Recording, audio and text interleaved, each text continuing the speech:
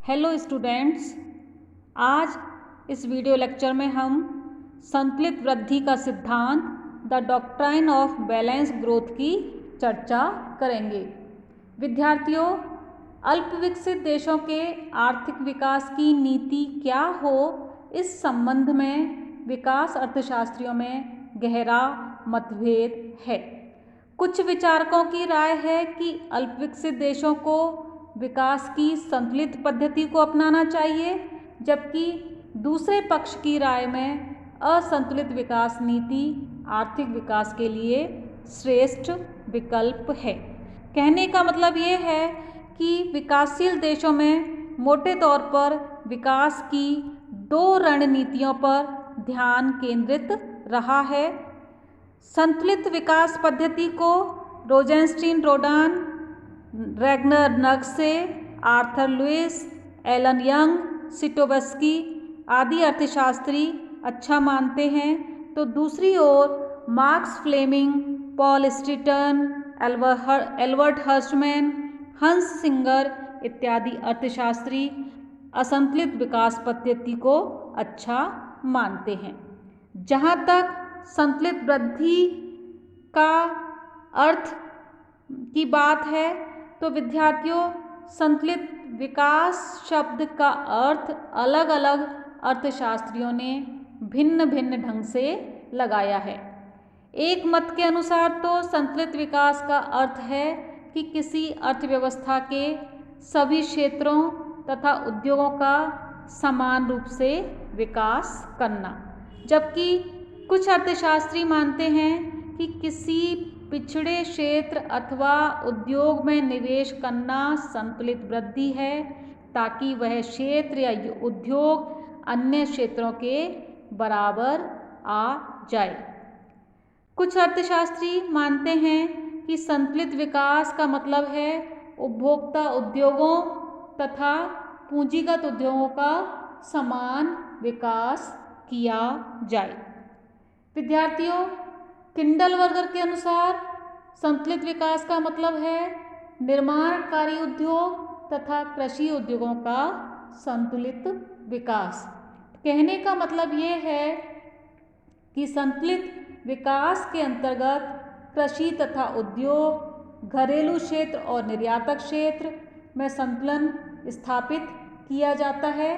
पूंजीगत उद्योगों तथा उपभोक्ता उद्योगों का समन्वित विकास किया जाता है। वास्तव में संतुलित वृद्धि का सिद्धांत यह व्यक्त करता है कि अर्थव्यवस्था के सभी क्षेत्रों तथा उद्योगों का एक साथ समन्वित विकास होना चाहिए, जिससे कि विभिन्न क्षेत्रों की उपज के लिए तैयार बाजार मिल सके और असंतुलन उत्पन्न नहीं हो। विद्यार्थियों, इस प्रकार संतुलित विकास सिद्धांत का मुख्य रूप से समन्वित विकास की मान्यता पर यह आधारित होता है, क्योंकि किसी भी देश के आर्थिक विकास का विचार किसी एक उद्योग या एक वर्ग विशेष के विकास का प्रश्न नहीं है, बल्कि देश के सभी उद्योगों और समाज के सभी लोगों के सामूहिक विकास का प्रश्न होता है। वास्तव में संतुलित वृद्धि का अर्थ इस बात पर निर्भर करता है कि हम इसका किस संदर्भ में प्रयोग कर रहे हैं। संतुलित वृद्धि की परिभाषा देश की समस्याओं के संदर्भ में की जाती है और संतुलित वृद्धि का अर्थ सामान्यतः अनेक तत्वों के द्वारा निर्धारित होता है, जैसे साधनों की उपलब्धि, तकनीक का स्तर, विभिन्न क्षेत्रों में संतुलन की मात्रा, लोगों के द्वारा स्वीकार किए गए विकास के सामाजिक आर्थिक लक्ष्य तथा संस्थागत तत्व। विद्यार्थियों, जो संतुलित वृद्धि की धारणा है, उसकी संतुलित वृद्धि की धारणा पूर्ति तथा मांग पक्षों से उदय हुई है, जिसका मतलब है कि पूर्ति पक्ष से संतुलित विकास की धारणा यह है कि विकासशील अर्थव्यवस्था के विभिन्न अंगों को एक साथ विकसित करना चाहिए ताकि विकास प्रक्रिया में असुविधाओं का समावेश ना हो, यानी कृषि, उद्योग, कच्चे माल, विद्युत, परिवहन सभी का विकास होना चाहिए। मांग पक्ष की ओर से संतुलित विकास की धारणा यह है कि बहुत सारे उद्योगों का एक साथ विकास किया जाए ताकि सभी एक दूसरे के ग्राहक बन जाएं, यानी उत्पादन की सभी इकाइयों का माल बिकता रहे। इस चीज़ को हम ऐसे समझ सकते हैं कि मान लीजिए किसी एक क्षेत्र में पेन उद्योग स्थापित होता है तो इससे श्रमिकों को तथा नियोजकों को आय प्राप्त होगी, परंतु वे अपनी समस्त आय को पेन पर ही खर्च नहीं करेंगे। यदि अन्य उद्योगों का विकास नहीं होता है तो पेन उद्योग बंद हो जाएगा। तो इसलिए सभी उद्योगों का एक साथ विकास किया जाए ताकि वे एक दूसरे के माल के ग्राहक बन जाएं। विद्यार्थियों, संतुलित वृद्धि के संदर्भ में हम रोजेंस्टीन रोडेन के विचारों को भी देख सकते हैं। रोजेंस्टीन रोडेन संभवतः प्रथम अर्थशास्त्री थे जिन्होंने अपने लेख में 1943 में अपने लेख में संतुलित वृद्धि सिद्धांत का प्रतिपादन किया था, परंतु उन्होंने संतुलित वृद्धि शब्द का प्रयोग नहीं किया था। इसके लिए इस सिद्धांत का प्रतिपादन का जो श्रेय इसलिए वैगनर नर्क्से को जाता है। रोजेंस्टीन रोडेन का विचार था कि अल्पविकसित देशों के आर्थिक विकास की बाधाओं को दूर करने के लिए प्रबल प्रयास, बिग पुश की आवश्यकता है। बिग पुश का मतलब है कि अर्थव्यवस्था के सभी क्षेत्रों में एक साथ और आवश्यक न्यूनतम किंतु उच्च मात्रा में विनियोग किया जाए और इससे देश को आत्मनिर्भरता की अवस्था में लाया जा सकेगा। रोजेंस्टीन रोडेन कहते हैं कि समाज के दृष्टिकोण से विभिन्न उद्योगों की जो पूरकता है वह लाभदायक निवेश की ओर ले जाती है, जिसका मतलब है कि यदि बहुत सारे उद्योगों में एक साथ निवेश किया जाएगा तो जो उद्योग हैं वह एक दूसरे के माल के ग्राहक बन जाएंगे। और रोजेंस्टीन रोडेन ने एक प्रसिद्ध उदाहरण जूता फैक्ट्री का दिया कि मान लीजिए एक नई शुरू की गई जूता फैक्ट्री में 20,000 श्रमिक, बेरोजगार श्रमिक काम पर लगाए जाते हैं और यदि ये सभी कार्यरत श्रमिक अपनी समस्त आय को जूतों पर व्यय कर दें तो जूतों के लिए मार्केट पैदा हो जाएगा। लेकिन विद्यार्थियों ऐसा नहीं होता है, श्रमिकों की अन्य आवश्यकताएं भी हैं। तो यदि विभिन्न वस्तुओं का उत्पादन करने वाले उद्योगों का यदि जाल फैला दिया जाए तो जूता उद्योग में लगे हुए जो श्रमिक हैं वह अपनी आय को विभिन्न उद्योगों के द्वारा उत्पादित वस्तुओं पर व्यय करेंगे और ये विभिन्न पूरक उद्योग एक दूसरे के माल के ग्राहक बन जाएंगे। इससे क्या होगा विद्यार्थियों कि बाजार का विस्तार होगा और माल ना बिकने की जोखिम घट जाएगी और औद्योगिक विकास तीव्र होगा। संतुलित वृद्धि के संदर्भ में अब यदि हम नक्शे के विचारों की चर्चा करें तो नक्शे के अनुसार अल्पविकसित देशों में निर्धनता के दुष्चक्र क्रियाशील होते हैं जो कि आर्थिक विकास में बाधा पहुंचाते हैं। और ये दुष्चक्र मांग तथा पूर्ति दोनों पक्षों में क्रियाशील होते हैं। इसको हम इस डायग्राम से देख सकते हैं कि जो पूर्ति पक्ष है, इस तरफ जो डायग्राम बनाया गया है, हम इसमें देख रहे हैं कि कम उत्पादकता से कम आय पैदा होती है, कम आय से कम बचत से कम विनियोग, और कम विनियोग होने से पूंजी की पूर्ति कम होती है और इससे कम उत्पादकता होती है। तो ये पूर्ति पक्ष की ओर से निर्धनता का दुष्चक्र है, और इधर मांग पक्ष की ओर से निर्धनता का दुष्चक्र दिखाया हुआ है कि यदि निम्न उत्पादकता है, आय कम होगी, कम मांग होगी, और मांग कम होने से निवेश के लिए प्रेरणा कम होगी, निवेश के लिए प्रेरणा कम होने से पूंजी की कमी होगी, जिसके फलस्वरूप निम्न उत्पादकता होगी। तो विद्यार्थियों, ये जो निर्धनता के दुष्चक्र हैं, ये मांग पक्ष और पूर्ति पक्ष दोनों ओर से क्रियाशील होते हैं। कहने का मतलब ये है कि अल्प विकसित देशों में निम्न उत्पादकता के कारण कम आय होने से अल्प बचतें तथा अल्प वस्तु की मांग होती है, निवेश प्रेरणा कम होती है, जिससे बाजार का आकार सीमित होता है।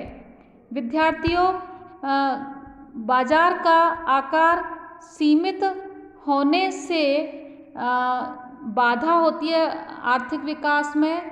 तो नक्शे कहते हैं कि व्यक्तिगत उद्यमी के लिए पूंजी प्रयोग में मार्केट का छोटा आकार बाधा प्रस्तुत करता है, और जो मार्केट का आकार है वह स्वयं कम उत्पादकता के कारण सीमित होता है।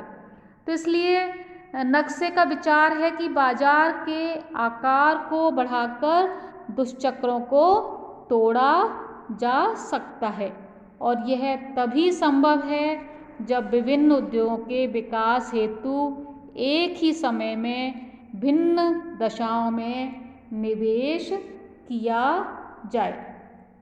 नक्शे भी अपने तर्क के समर्थन में रोजेनस्टीन रोडेन के द्वारा प्रस्तुत जूतों की फैक्ट्री वाला उदाहरण काम में लेते हैं कि वह कहते हैं कि अकेला उद्योग अपने माल की मांग स्वयं पैदा नहीं कर सकता, बल्कि मांग का सृजन तभी होगा जब विविध उद्योग हों अर्थव्यवस्था में, और क्योंकि आवश्यकताओं में विभिन्नता होती है। तो नक्शे के अनुसार इस समस्या को दूर करने का एक ही उपाय है कि विभिन्न उद्योगों के व्यापक क्षेत्रों में एक साथ पूंजी लगाई जाए, और इसी से मार्केट का विस्तार होगा। वास्तव में संतुलित विकास का उद्देश्य पूरक उद्योगों का विकास करना है, जो एक दूसरे के माल के ग्राहक बन जाते हैं।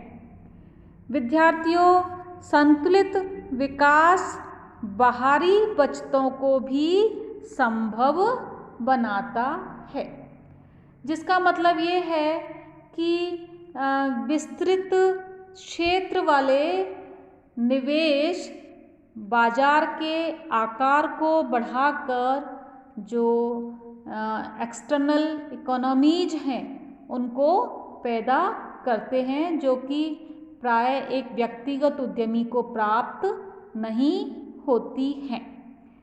ऐसा इसलिए होता है कि विभिन्न प्रकार के उद्योगों में एक साथ निवेश करने से उद्योगों का जो क्षैतिज और अनुलंब हॉरिजेंटल एंड वर्टिकल इंटीग्रेशन एकीकरण होता है, और उससे श्रम विभाजन श्रेष्ठ हो जाता है। कच्चा माल और तकनीकी ज्ञान सहज रूप से उपलब्ध होने लगता है, और इंफ्रास्ट्रक्चर का अच्छा उपयोग होने लगता है, जिससे बाहरी बचतें प्राप्त होने लगती हैं। विद्यार्थियों, यहाँ पर मैं आपको बता दूँ कि क्षैतिज एकीकरण यानी हॉरिजॉन्टल इंटीग्रेशन से हमारा मतलब होता है कि एक जैसा उत्पादन करने वाली इकाइयों का एकीकरण जब होता है या उत्पादन प्रक्रिया के समान चरणों वाली इकाइयों का जब एकीकरण होता है तो उसे हम क्षैतिज एकीकरण कहते हैं। और जब उत्पादन की विभिन्न अवस्थाओं का एकीकरण होता है, विभिन्न स्टेजेस में काम करने वाली इकाइयों का एकीकरण होता है तो उसे हम वर्टिकल इंटीग्रेशन कहते हैं। तो संतुलित विकास बाहरी बचतों को संभव बनाता है। इसके अलावा जो संतुलित विकास के कारण घरेलू व्यापार तथा विदेशी व्यापार में भी संतुलन होता है, क्योंकि जब आर्थिक दृष्टि से पिछड़े देशों में बाजार का जो सीमित आकार है वह उनके अंतर्राष्ट्रीय व्यापार की सबसे बड़ी बाधा होता है। तो संतुलित विकास नीति के तहत जब विविध क्षेत्रों में निवेश किया जाता है तो उससे एक तरफ तो उत्पादन और रोजगार में वृद्धि होती है और इससे आयातों को भी बढ़ावा मिलता है, तो दूसरी तरफ उद्योगों की पूरकता और विविधता के कारण निर्यात भी बढ़ने लगता है। इस प्रकार जो संतुलित विकास है उससे घरेलू तथा विदेशी व्यापार में भी संतुलन पैदा होता है। इसके अलावा संतुलित विकास से कृषि तथा उद्योगों में संतुलन बनाए रखने पर भी नक्शे ने जोर दिया है, क्योंकि वह कहते हैं कि कृषि और उद्योग क्षेत्र दोनों एक दूसरे के पूरक होते हैं। यदि किसी एक क्षेत्र का अधिक तथा दूसरे क्षेत्र का कम विकास किया जाएगा तो असंतुलन होगा। इसलिए कृषि तथा उद्योगों में भी संतुलन बनाए रखना होगा।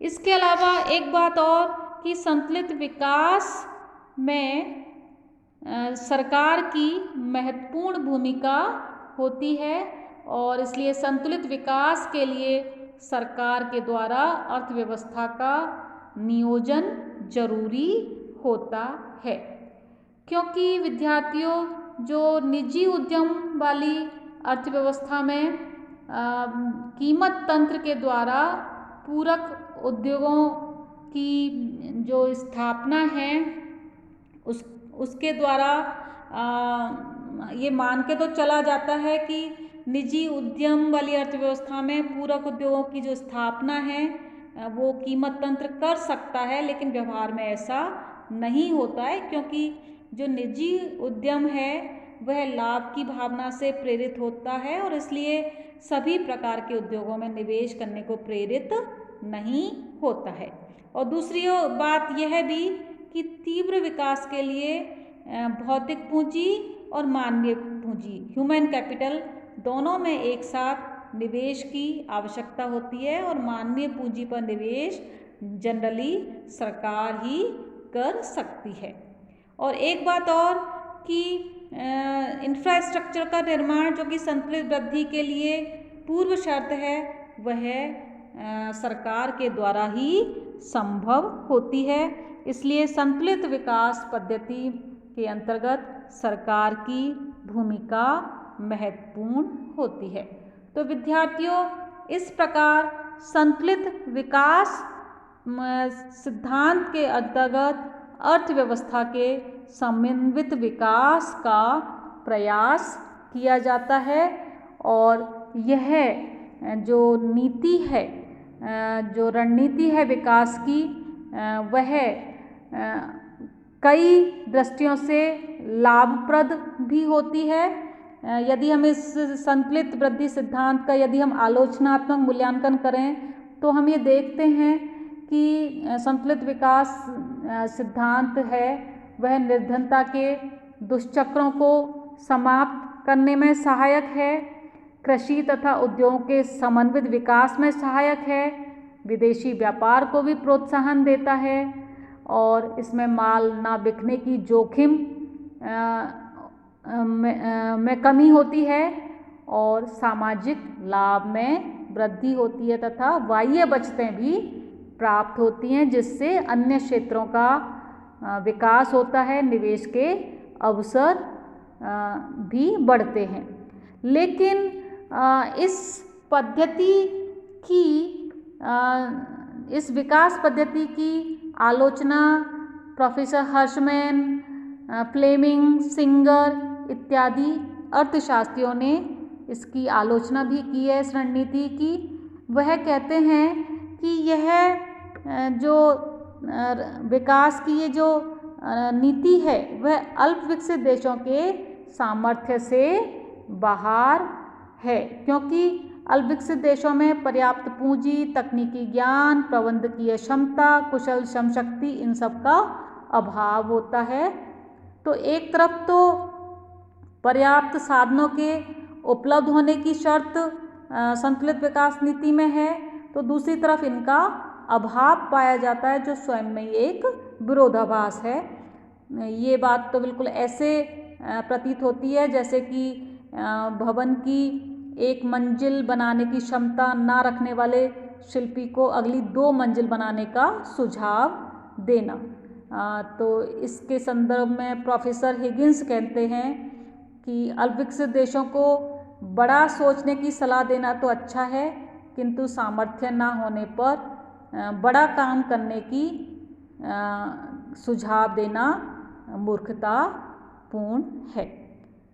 इसके अलावा विद्यार्थियों, जो संतुलित विकास सिद्धांत की आलोचना इस बात के लिए भी की गई कि इन देशों में जो विकास के लिए जो आवश्यक संसाधन हैं उनका अभाव होता है और इसके कारण यह नीति अल्प विकसित देशों के लिए उचित नहीं है। जब अनेक उद्योगों में एक साथ निवेश किया जाएगा तो साधनों के लिए मांग प्रतियोगी बन जाएगी और अल्प विकसित देशों में साधनों की जो पूर्ति है वह बेलोच होती है। और इसलिए इन अर्थशास्त्रियों का कहना है कि आर्थिक विकास की उपयुक्त नीति यह होगी कि उपलब्ध साधनों का उन क्षेत्रों में निवेश किया जाए जहां वह शीघ्र प्रतिफल देने वाले हैं, जल्दी विकसित होने वाले हैं। संतुलित विकास नीति से अल्प विकसित देशों के सीमित साधनों का अपव्यय ही होगा, क्योंकि हो सकता है कि सभी क्षेत्रों में थोड़े थोड़े पूंजीगत साधनों का विनियोग किया जाए तो किसी भी क्षेत्र का विकास ना हो पाए। तो इसलिए इस संतुलित वृद्धि सिद्धांत की अर्थशास्त्रियों ने आलोचना की है। फिर इस सिद्धांत में उद्योगों के पूरक होने की दोषपूर्ण मान्यता ली गई है, जबकि व्यवहार में जो उद्योग हैं वह उनमें जो संबंध है वह प्रतियोगी होते हैं, क्योंकि साधनों की पूर्ति की सीमितता के कारण अधिकांश जो उद्योग हैं वह एक दूसरे के प्रतियोगी बन जाते हैं। फिर इसके अलावा इस सिद्धांत में साधनों की लागतों में वृद्धि की उपेक्षा की गई है। जब अनेक उद्योगों की एक साथ स्थापना की जाएगी तो उत्पादन की मौद्रिक एवं वास्तविक लागतें बढ़ जाएंगी। इसका कारण ये है विद्यार्थियों कि नए उद्योग पुराने उद्योगों के साथ सीमित संसाधनों के लिए प्रतियोगिता करते हैं, जिससे इन साधनों की कीमतें बढ़ जाती हैं। तो इस सिद्धांत में साधनों की लागत वृद्धि की उपेक्षा की गई है और बाधाओं की आर्थिक विकास में आने वाली बाधाओं की भी उपेक्षा की गई है। और संतुलित विकास सिद्धांत विकास के मार्ग में आने वाली बाधाओं की, कमियों की या आधिक्य क्षमताओं आदि की इसमें उपेक्षा की गई है। इसलिए हर्षमैन कहते हैं कि विकास सिद्धांत के रूप में यह नीति असफल है। विद्यार्थियों, असंतुलित विकास सिद्धांत के समर्थक अर्थशास्त्रियों ने इस सिद्धांत की अन्य भी और आलोचनाएं भी की हैं।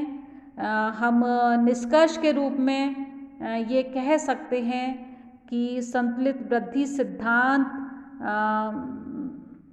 निरर्थक नहीं है। जैसा कि H.W. सिंगर ने लिखा है कि संतुलित वृद्धि का सिद्धांत गलत नहीं है, बल्कि इस दृष्टि से समय पूर्व है, प्रीमेच्योर है कि सतत वृद्धि के आगामी चरण में लागू होता है, ना कि गतिरोध तोड़ने के लिए।